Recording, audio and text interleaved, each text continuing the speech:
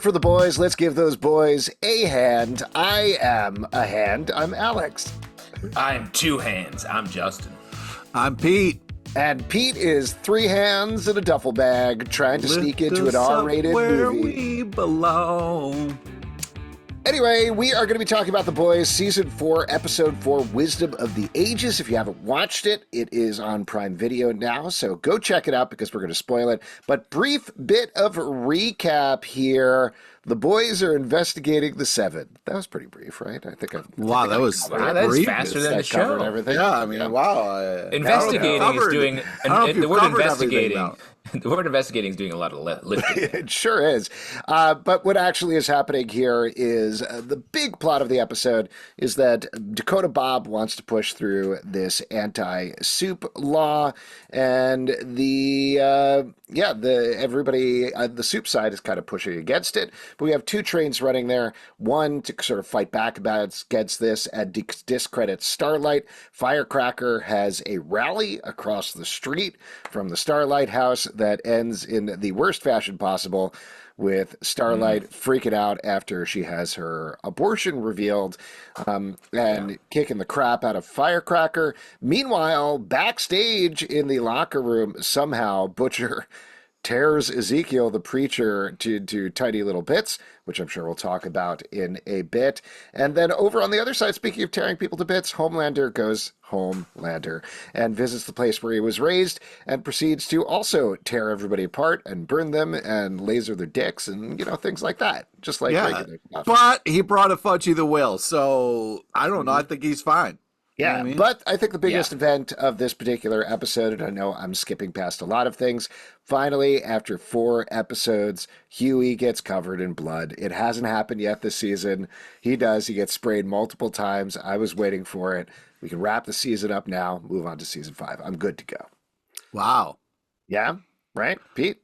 Yeah, I mean, I would say that maybe the bigger thing is Simon Pegg is alive. So I think that's important for a lot of people. Well, this is actually true in real life as well. But yes, by the end of the episode, Hughie's plotline is he wants to get Compound V to bring his father back to life. He ultimately decides not to use it, but it certainly seems like by the end of the episode, his mom used it instead. And in fact, Simon Pegg, after cashing that sweet paycheck for 4 episodes, wakes up and gets that money. Oh, man. You got to put in some work for it, I guess. This episode was interesting. It felt like the first 3 were sort of like a standalone movie, and this was like sort of a hard reset, introducing maybe the things that are going to be driving the rest of the season. And it felt different in so many ways. The direction felt very different. Even the writing felt different. It's just such a different vibe to this episode. Good different or bad different? I don't know. I thought it was fun. I liked there was a different kind of vibe. It seemed a little bit like there was a lot of information that we got, but also things colliding in funny ways. Like Ashley meeting A-Train in Homelander's place was a fun colliding of worlds. She followed up on Cameron Coleman's suggestion to leave a floater in his toilet, which upper decker. Disgusting. Not an upper decker. Yeah, that's disgusting, Pete. That's disgusting. Too far. No.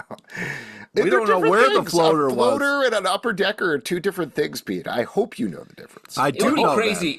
It would be crazy to be like, someone left a floater in my toilet, and you meant an upper decker. Yeah. Because that's an upper decker is like a second whole level of revenge. That's true. It is. A floater's just gross, and you press a button and it goes away. And it's gone. Upper decker involves hands-on activity. Yeah. I'm surprised the show didn't go for an upper decker. Yeah, that's why, when they said floater, I was just assuming a floater in the upper decker because that would be worse. But, but Pete, you go in both tanks every time, right? Yeah. Pete, this is making me question inviting you over. You say using the it's bathroom. too late. I've already been to your place. I've already, you know what I mean? Man. Give me 2 minutes. I got to check the tank. I will say this Ashley A-Train alliance, I guess, while we're talking about it, is interesting. I'm curious to see how that pans out.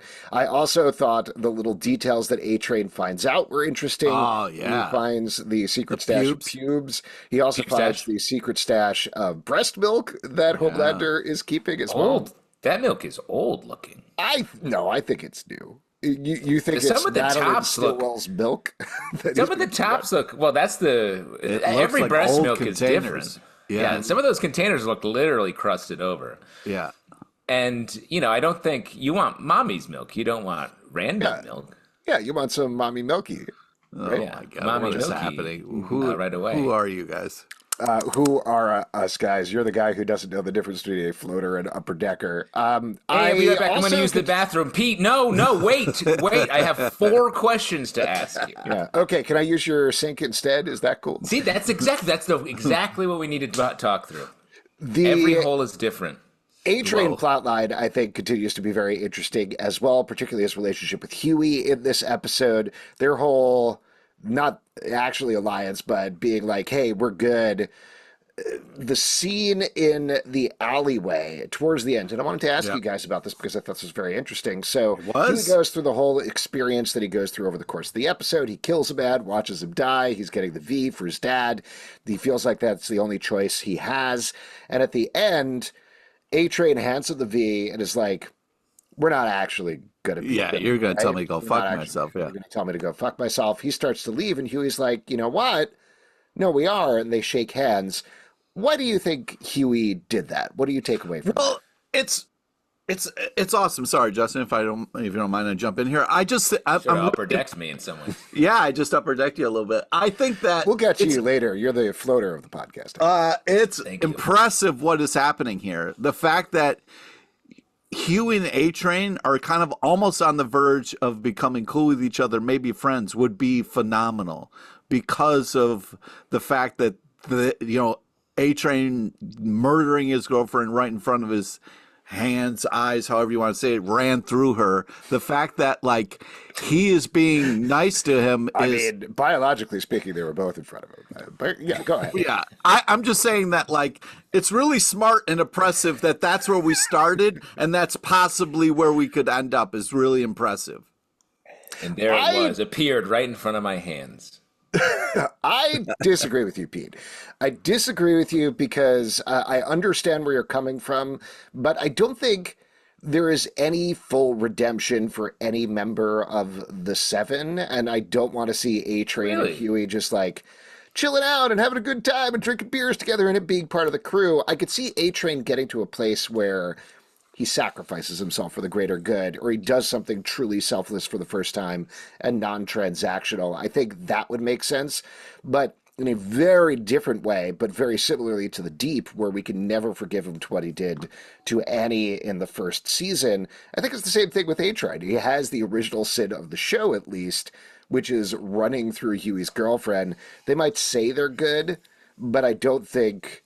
I don't need to see that next step of A-Train as one of the good guys now. Well, that's interesting that you don't believe in that redemption because I think the deep will forever be punished because of who he is, what he did, because what he did is sort of, I think, an example of how he is, and we get to punish him constantly, and that's the fun of that character. A-Train, he ran through Huey's girlfriend, but he did it by accident. It's not that's not who he is. That's just something that happened. So I do think he's able to be redeemed. And I also think the way A-Train's story is going, he's desperate for a home. And he's desperate for someone a lot like Ryan and Homelander in some ways. They need something to be different so they can have a human connection. And I think Huey is just a good person. And he's like, you know what? And he's learned a lot here from forgiving his mom, at least to some degree. I think that he's able to forgive A-Train here, and A-Train, it really hits him in the same way that Butcher dealt with Ryan and was like, I'm not going to drug him. I'm going to connect with him. I think that's what we get here with Huey and A-Train. All right, that's fair. I think my My holdup is he's done a lot of other bad things at the same time, but I understand what you're coming from. You mean random killing of people? Right. Yeah, just that stuff, but no bigs. We can I talk. mean, Huey killed someone. Yeah, Huey's But that was a done. shining light terrorist cell member. It's okay. It's fine. The person that A-Train killed was Todd. No, but A-Train didn't kill Todd. A-Train just brought Todd's body. Well, but A-Train Right, killed that- someone else, didn't he? No, he Right didn't. there? He held No, back. he didn't. Yeah. His true moment of redemption, I think you guys would say. Someone's got to say Red Redemption or something at this point. We've come so close to Red Dead Redemption. Yeah. No, I don't think anybody needs to say that. Why don't we turn to a character that doesn't need any redemption at all, who is Homelander? We knew something bad was going to go down when he said, I need to go back to the start. I need to get rid of my humanity in the last episode. And in fact, he goes back to this lab, brings a Fudgie the Whale. Good start. Oh, Very good great start there. That's the greatest start you can do for anything. Let me ask you a question. Fudgie the Whale or Cookie Puss? Fudgie the Whale. Really? Hey guys, I think they're pretty much the same thing. No, one of them has a ice cream cone on it. I mean, it's completely different. And one of them has a cookie, right? No. No, Fudgie the Whale. Fudgie the Whale. I just laid a trap, wasn't perfect it? trap for you guys, and you fell for it immediately. Get out of the We work for the Carvel Corporation. way, you idiot! Actually, I know how to lure you in a Wile E. Coyote style situation. You want to hear a couple of fun facts about Carvel that I learned recently while we're on it? So What? it Recently, actually- I don't think so. Oh, You've okay, known never them your mind then. entire life. No. Go ahead. Sure. My quick fun facts about Carvel, the origin of Carvel, which I thought was kind of neat, was Tom Carvel, who started the company. He paid his wife $15 to get a truck, drove it around for almost 5 years, and made no impact until one day on Memorial Day weekend, his truck broke down. He's like, well, guys, guess I got to park here for the day. And that was the day he sold out of all of his ice cream. And so he stayed at that location, and that's where the first Carvel was, and he was able to actually build up the company from there. So Where did he break down in front of? Like, on the league pier, field? that's where he first saw a real Fudgie the Whale. Oh, wow. Yeah, in the ocean. Where do you see Cookie Puss? Yeah, there was a horrible Space. melting whale. Yeah, space. Cookie Puss is from space. We all know that. He's a space geek. Yeah. Anyway, back to Homelander. So he brings the Fudgie the Whale. I don't want to get caught in this loop again, but he brings it. It's good. We all love it. Let's move on. And I really struggle with that cake not saying "Home Sweet Homelander." I would have been very tempted to have it say that. Yeah, but that would have been hard. He would have had to like call ahead for that. You know, Home Sweet Home is probably available when you walk in. You know what I mean? a lot of people gifting That's a great- Fudgie the Whale for their open house. Is that? I have so many questions for. I don't know, Pete. You were saying so many very crazy things. You think every Carvel you walk in and there's a one that says "Home Sweet Home" there. The idea of calling ahead. How many phone calls are you making to Carvel? Oh my God, so many. Pete has On a the most daily speed dial. Yeah, I call them just to make sure they're still open. You know what I mean? Can you guys kiss all the fudgies on the mouth to go to sleep tonight for me? Real quick. I know, like in your Fave 5, which is still a thing that you have on your old phone plan, you have Carvel, Baskin Robbins, Cold Stone. Who are the other two? Pete?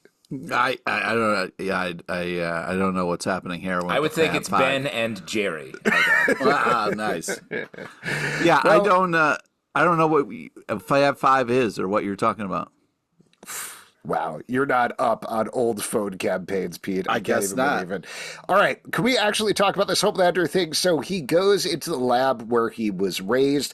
He's looking for Barbara, the head of the lab. She is one of the triumvirate with Stan Edgar and Vogelbaum, I believe, was the other I guy. was gonna say that. Who Okay. Stan Edgar is in prison. Vogelbaum, if I remember correctly, killed in the first season, so they're off the picture. But we get a bunch of things about how he was raised as he slowly kills off members of the staff before confronting Barbara. Everything in here was so harrowing to watch, but so well done. Agree. This at the end of last episode, when it was like he's going to go back to where it all started, I was thinking this was going to be like a potentially redemptive journey where he was going to like come to grips with some of the trauma that he went through, and instead he goes there and further fractures. He goes there and is just killing people in the most torturous way possible. And it was a bummer because Frank had the hoops, man. He's got the skills. Frank, you want to come in here for a second? Oh, man, as soon as he starts calling people over, that was a nightmare. It was so well done in the fact that, like, Homelander's trying to be nice, but like everyone's gonna die, and you kind of know it, and it's just so tense. But Homelander's trying to be nice? fun. He's and not light. trying to be nice. He's torturing No. them. Yeah, but he starts by being like, "Hey, I got cake for everybody. Hey guys, I got cake. It's great to see you, Frank, Carl. Oh my God, how He's you doing?" luring them into a false sense of security before he pulls out the trap and absolutely destroys them. Right. But he could walk in and just be like, "You're all going to fucking die." The fact that he got a Fudgie the Whale that says "Home Sweet Home." I mean, there's this That's the first bit. That's factor. the first bit of sadism, is that he brought in the Fudgie the Whale and not the Cookie Puss, just to get back to that. And if you want to know how to set a good You're trap, the one, you're like, "Oh, I don't want to keep getting stuck in this, but I'm going to keep bringing it up." Pete, if you want to understand how to set a trap like this, just rewind about 10 minutes in this episode. You got guys on the Cookie Puss gambit. All of this stuff was absolutely god-awful to watch, but shouts out to Anthony Starr, as usual, for being a cackling maniac while he watched a old man jerk off and then lasered him right through the penis. Absolutely awful. And then it's not even the punchline, but like the end there when Barbara's like, put him out of his misery, and he smashes his head while people are sobbing. He steps on his skull. He smashes in his skull with his boot. I mean, that's just... I really liked the way that Barbara came in and was like, she doesn't take shit. She knows. She was trying to like play him, but but she just knows what they're dealing with. The rest of them are terrified. They're like not sure. They were just like, we didn't do this. We just didn't stop it, essentially. And Homelander, blaming them for not, even though Homelander was the same then. Like, that's the point Barbara makes. It's like, hey man, you were like this when you came to us, and we definitely made it worse and continue to torture you, but like they were scared of you then, man. Like, it's not like everything was cool. And I think that's the sort of little trick they pulled on me with the, like, I'm gonna go back, find the point where he deviated. But I think Barbara says, like, you didn't deviate, you're a monster and you always have been. And this episode just goes so hard against the sympathetic moves that we've been seeing throughout this season and series of Homelander, where we feel bad for him at points. And this is like, sort of like, why do you feel bad for him? He's a monster. Mm-hmm. Yeah, but what's interesting about that, though, is this weird idea of like, did they think they were going to try to fix him by burning him over and over again? You know what I mean? Like, they definitely were studying him, making him worse. No. Like, they were testing his limits because they were building him up to be the ultimate symbol of America, the ultimate symbol of the Vought Corporation. So they wanted to find out, how much could he take? How hard could you burn him? How much could you isolate and starve him? And he still survives. What are the limits of this superhero? And the answer is almost no limits, except for the fact that now he's aging. Yeah, but how do you torture somebody and then afterwards say, "Well, we were just testing your limits. I hope you're still going to be a great superhero after this"? Like, that's not Nazis, Pete. Like, there's a very specific shout out there. I mean, the whole thing is Nazi techniques, and there's a very specific shout out with, I think it's Frank says, "I was just doing my job," which is the Nazi line. Like, we were just doing our jobs. That's what this is. I don't think they're being particularly subtle about it. Well, and what I thought was cool about the way, because that stuff I feel like we could intuit about him in the way a lot of this sort of show uses fascist ideation with the characters. But the part that I thought was really interesting at the end is Barbara saying, you couldn't stand the idea of us being disappointed in you. Mm-hmm. And it was sort of like they were engineering in him his kryptonite, which is needing a love that he just is incapable of achieving or feeling or sharing or anything. And that is a wild idea that they incepted into him his weakness, that truly we've seen, the show has proved to us that it is his weakness.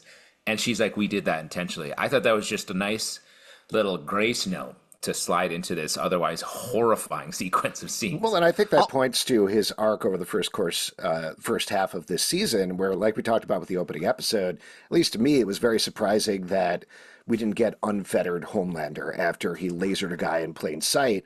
But like we talked about a bunch on the podcast, it is his narcissism that keeps him in check. He still needs everybody to love him at the same time.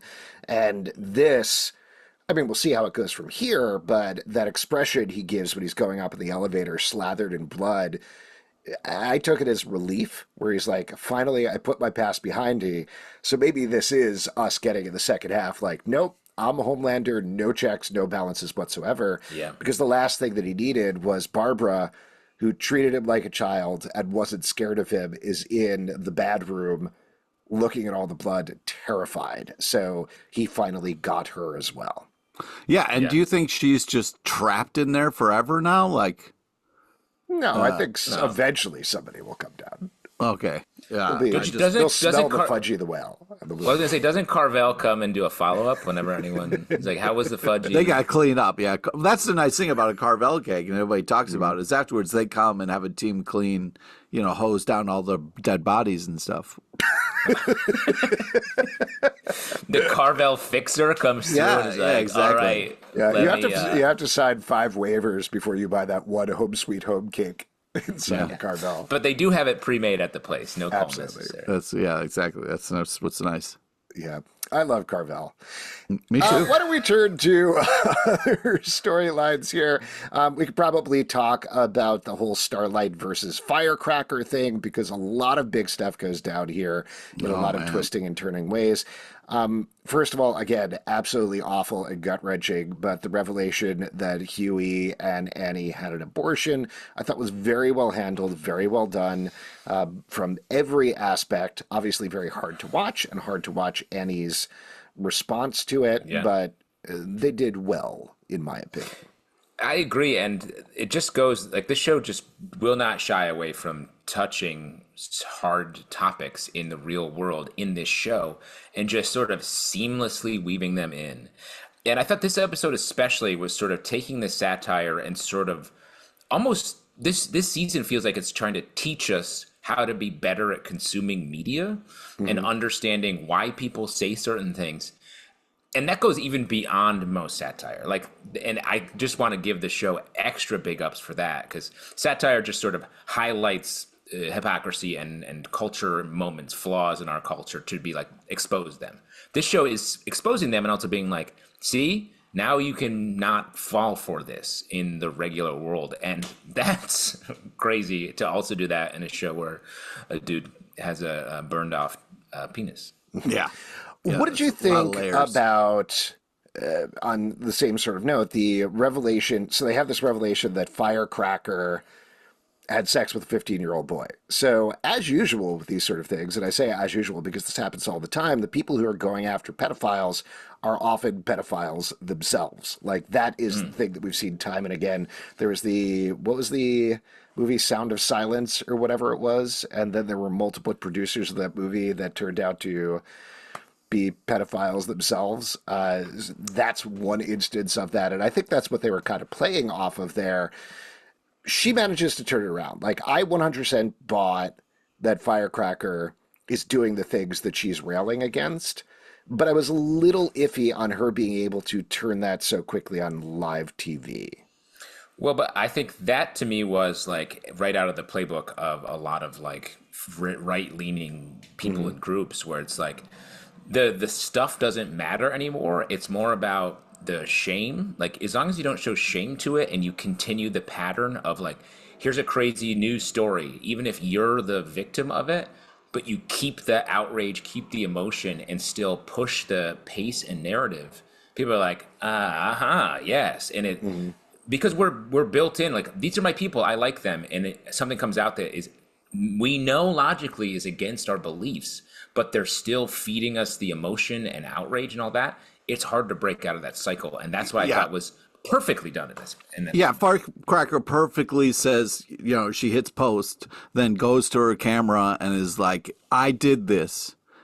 But let me tell you something that Starlight did that's worse. So I'm going to take this energy that maybe you're thinking about me, and we're going to put it over here on Starlight, which is exactly where I want you to be. And just to clarify for our listening audience, in the real world, what Firecracker did is worse, and what Annie did is fine. But yes, I agree with you. That's how they're painting it in the show.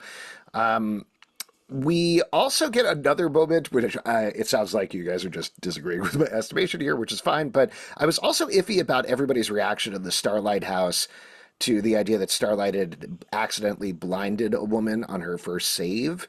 They all seemed very put off by that, and I wasn't quite sure why.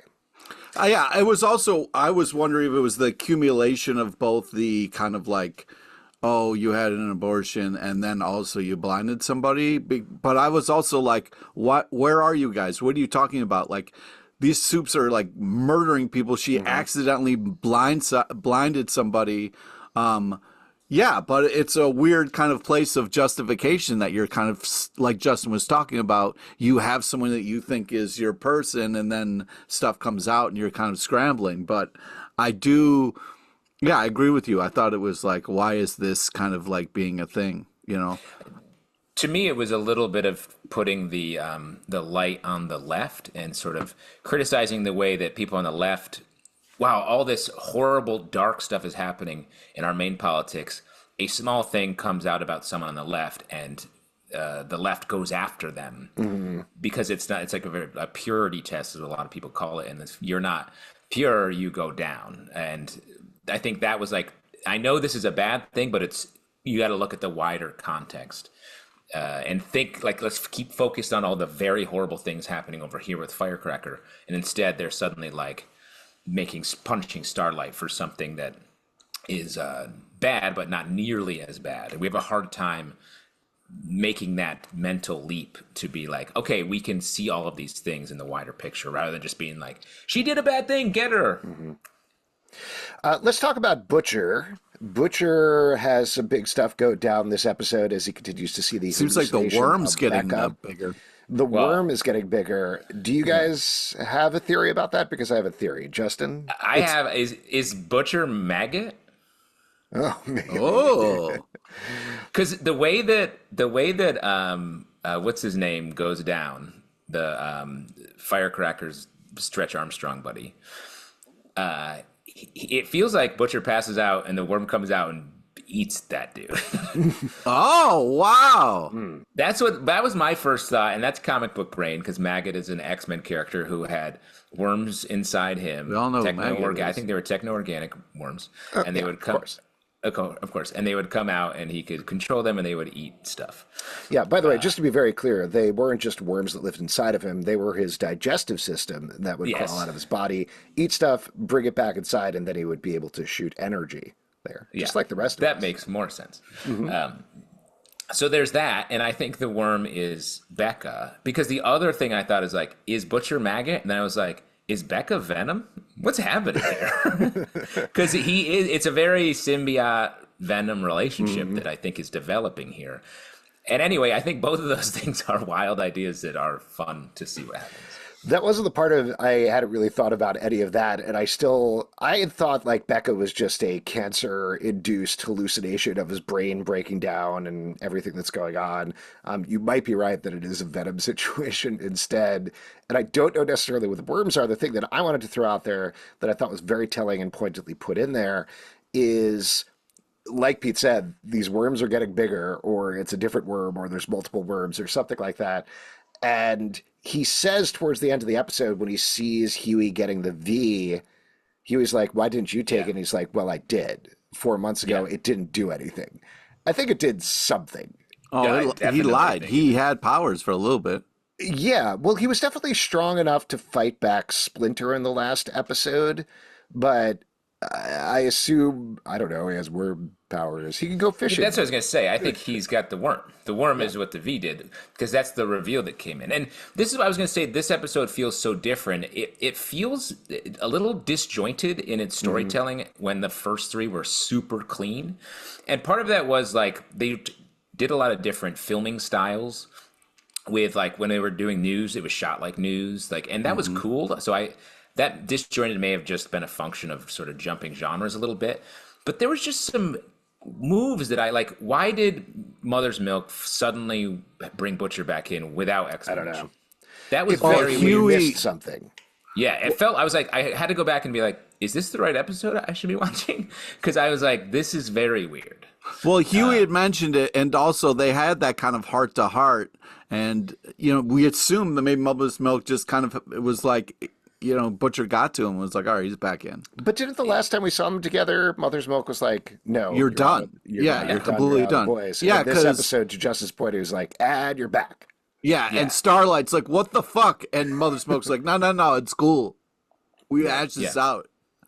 It was off screen. Very weird.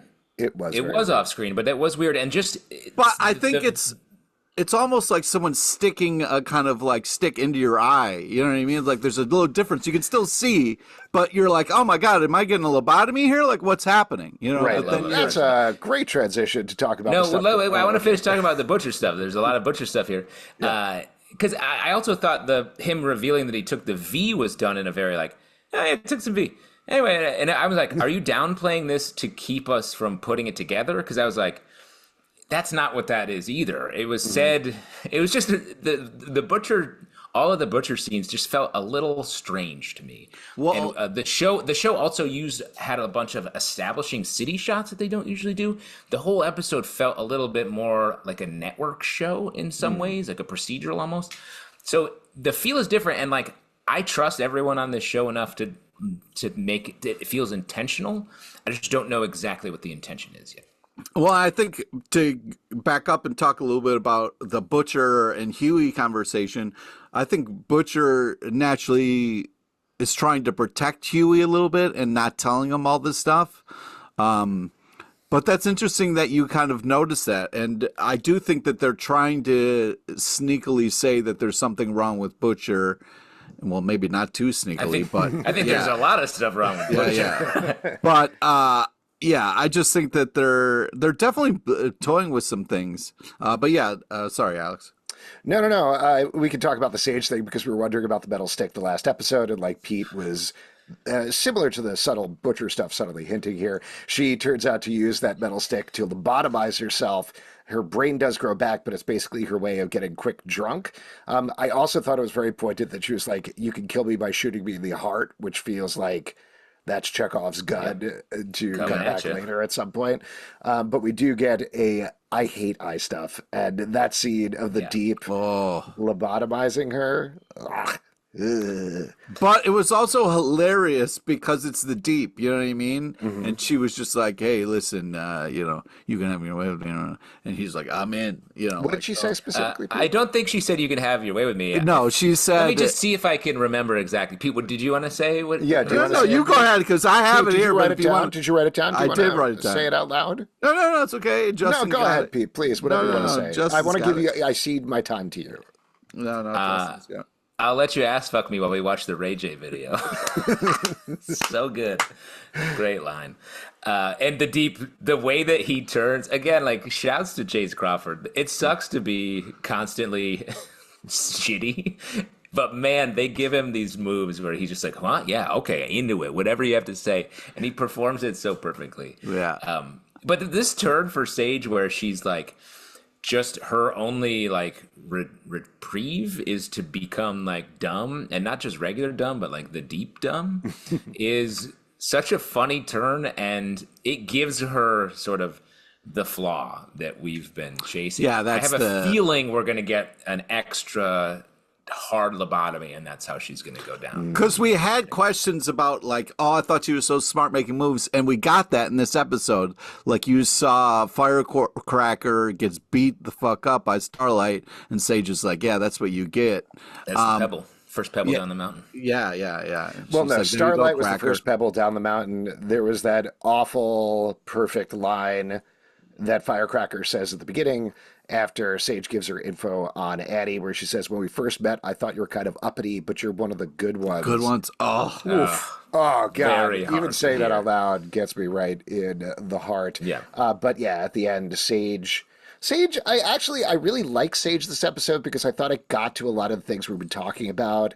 Yeah. Where she's playing everybody. like against each other to potentially the ultimate goal that she said out loud, which is soup dominance might be something else, but it really crisped focus that like she was playing Addie, she was playing Firecracker, she's playing the Deep, she's absolutely everybody here while Homelander is off stage in particular. I thought that was great stuff.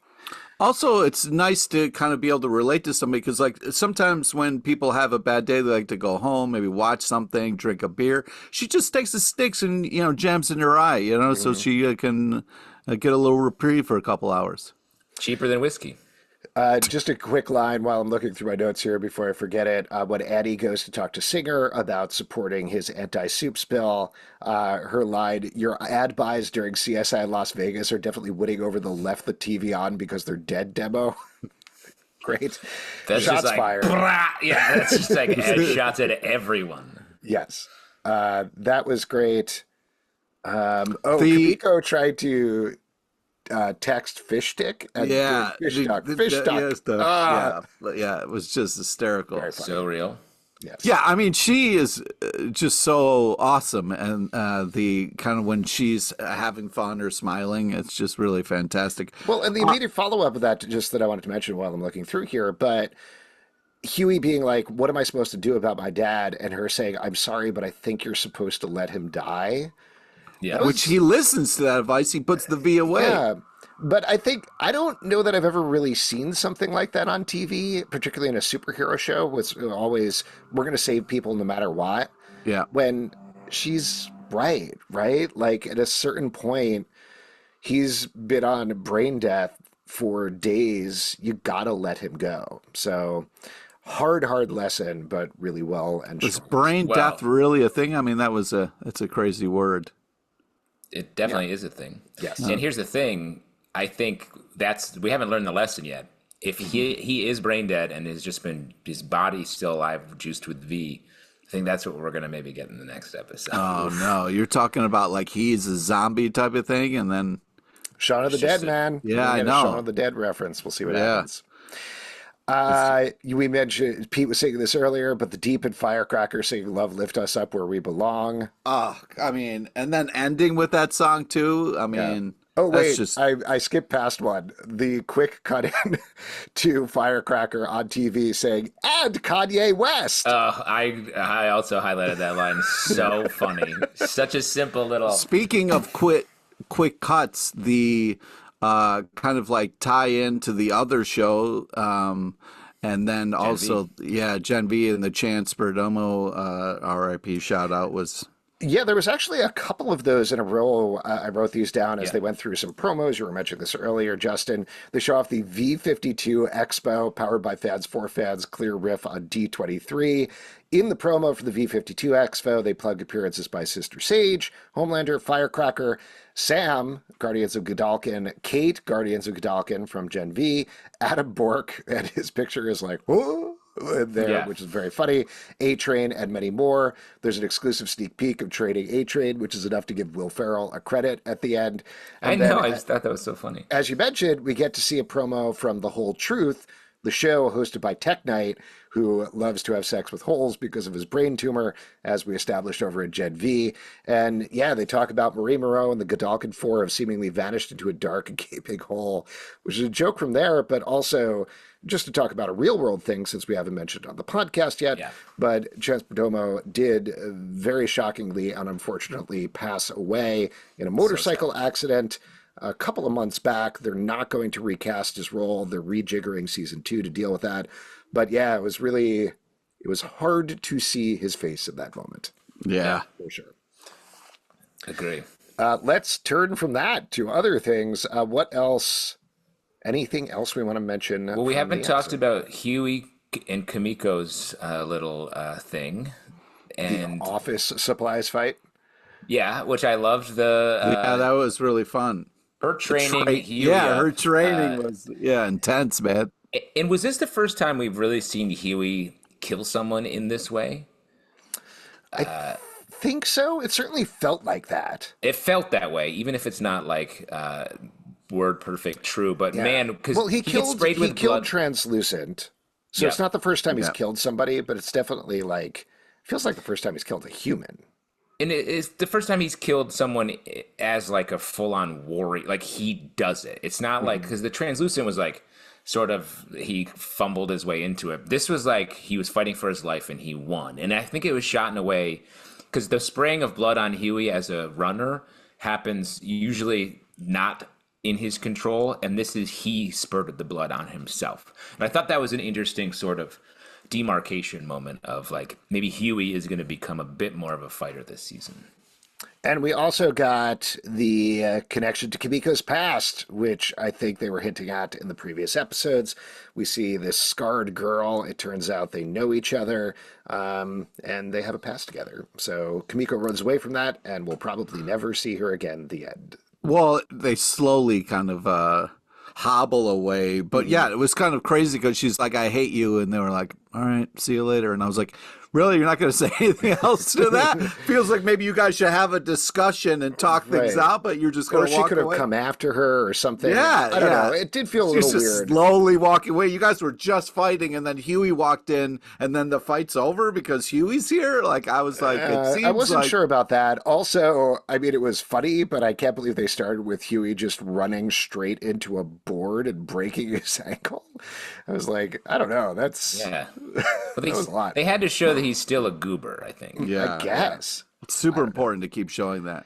Keep showing he's a goober. Anything else from the episode you guys want to call out before we Frenchie and oh my horrifying God, Jesus Christ. situation. Frenchie doesn't even confess to Colin, but Colin kind of figures it out based on some strong eye movement from Frenchie. And well, no, he shows him the ankle and says, dude, it was me. Oh, okay, I missed the ankle. Yeah, he was showed like him a little ankle. I would freak out if somebody showed me a little ankle too. Come on, I grew up in the Victorian era. His whole family died in front of him, dude. Come on, man. Come on, let's little ankle. Come on, ladies, it's summer. Show a little ankle out there. Dude, what are you doing right now? I was born in the 1920s. That's very sexy to me. Do we have a role that, like, things that some people say on this podcast do not represent all of the thoughts of people on this podcast? Yeah, just post that on Instagram, Pete. You'll be fine. Okay, great. Obviously, real or grid? There was a lot of ways Frenchie Where could have he handled that. Grid. Frenchie could have handled that a lot of different ways, and I don't know, that could have been the worst way to actually do that. So, but I really wondered if this. I was like, man, they're not just going to kill Frenchie here, because that would have been unbelievable. Yeah, no, they're not going to kill Frenchie. I don't think so. Yeah. Anything else? Justin? A couple other things. I loved the everyone in the bad area with Homelander calling him John and him correcting him and saying Homelander. Every time. Was a great pattern, really cool. His line, "Your life is in your hand," I thought was fun. I mean, great to see Butcher just sort of wrecking shit. Those are the best boys moments when the team is like absolutely out of control. They don't know what they're doing, but they know that they need to keep like fighting or killing someone, which I think is great. And the other thing, like, we get an I love you between Huey and Annie, but we need some intimacy from them. They feel like they're just not, especially with the revelation of what they've gone through with the abortion and that being such, and Annie's going through some stuff because of all these Firecracker confrontations. Like, I want a scene where we get a little bit of them together.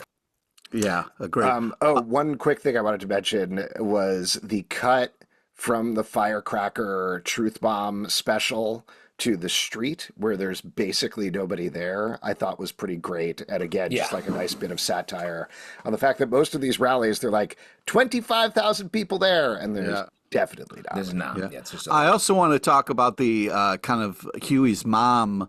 Like when Huey was like, "Oh, I got to leave the room," she did this evil look, and I was like, "Oh man!" And then we kind of see the blue going into the dad. Do you think she like picked Huey's pocket, or do you think she just happened to have V, or what? I think she had her own V. Oh, she works for the Vought. Yeah, she does. Perfumery or whatever. Right, and with the skin creams and everything, they give like a little bit of compound V as well. Yeah. Oh, Specifically with lead every symbol. buy purchase, enough. you get a little V. You get a little You V. buy enough. Yeah. Wow. Yeah. If you're a diamond member or whatever. All right. Yeah. You get a lot of. You actually get a little. If you do a Mary Kay order, they give you a bunch of liquid meth. Oh, wow. That's how they get you. I huh? actually sell cosmetics for the Carvel Corporation, and Yeah. they give you one Fudgie the Whale for every Kansas skin cream. Oh yeah. I don't go out without putting a big dollop of Fudgie the Whale in my hair. It's the only way Was I it can weird? style it. Was it weird for you guys when Starlight got the call from that douchebag guy who was like, "I can't be seen working with you," and she got like, Bob, the yeah, president of the United States. yeah, and she got really upset by it. I was like, "Really? You're like that No, upset?" she. Here's why I thought it was very well done. The whole abortion storyline is because she knows it was the right thing to do. Hughie knows it's the right thing to do. As partners, they agreed that it was the thing they want to do and they believe in their decision, but it's still hard to do at the same time. And having the president of the United States call you and say, I can't be associated with you anymore. This soup bill that you were fighting so hard through is never going to go through. You just embarrassed yourself on national television. Like, imagine getting that call from the president of the United States when you're already feeling vulnerable and emotional from Yeah. a traumatic experience that, again, you believed in and believe was the right thing, but happened to you, is brought up on a national stage. That's awful. I 100% emotionally bought that moment. Yeah. Okay, cool. Thank It you was for really helping me get there. No problem. And Well, then, that's what this podcast is all about. Oh, thanks. Yeah. Helping Pete, a boys podcast. The also is Newman goes anti-Starlight as well publicly, which I thought was there's trouble. There's trouble every which way. Trouble in paradise is what I like to say. Why don't we talk about who was our best boy this episode? Pete, you want to go first? Who was your best boy? Yeah, I'm gonna say Starlight. The line where she's like, "Is that my fucking medical history?" When they were showing the kind of stuff about the abortion, and the fact that she, kind of really just stepped up, got in her feelings, got in a huge fight, kind of, wasn't happy about it. But the fact that she was really in this fight, I feel like is huge because before in past episodes, she's felt like outside of the action and kind of every once in a while helping out or whatever. This one really kind of puts her back in the center of the group and all the action. So I felt like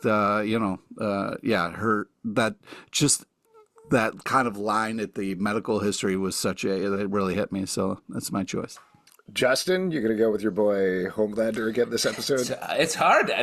I mean, his performance is unbelievable every episode.